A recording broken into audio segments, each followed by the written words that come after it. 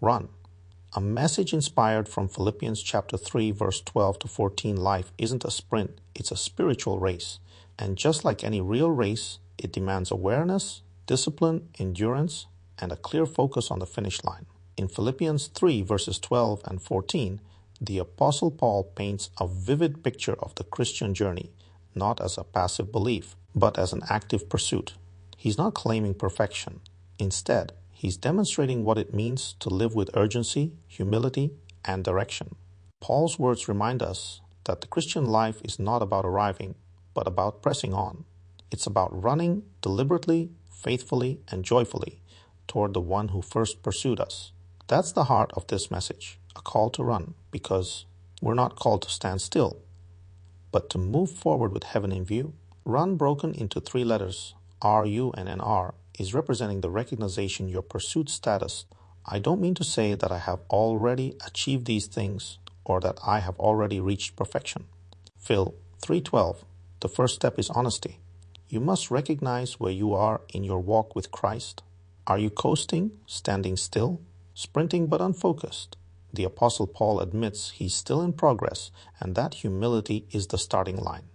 You don't have to be perfect to begin, you just have to be in pursuit. Start with grace, not guilt. Christ pursued you first, and now you run toward the one who laid hold of you. You tells us how we untangle ourselves from the past, but I focus on this one thing, forgetting the past and looking forward to what lies ahead. Phil 3:13. The middle of a race is often the hardest. Fatigue, doubt, and mental distraction try to pull us down. Spiritually, this is where we often get caught up in regret, condemnation, or pride in past accomplishments. Paul tells us to let it go. You cannot run while holding on to weights.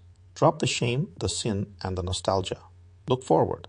There's more. N defines how we continue and never stop pressing. I press on to reach the end of the race and receive the heavenly prize. Phil 3:14. The finish line is clear, to know Christ fully and be with him forever. Until then, keep pressing forward, even if it's a crawl, even if you trip and stumble. You don't stop because you're tired. You stop because you've arrived, and that day hasn't come yet. Spiritual maturity isn't about speed, it's about perseverance. Keep your eyes on the prize that never fades. Live like you're in a race that matters how to start. Recognize where you are. Christ already took hold of you. Just respond.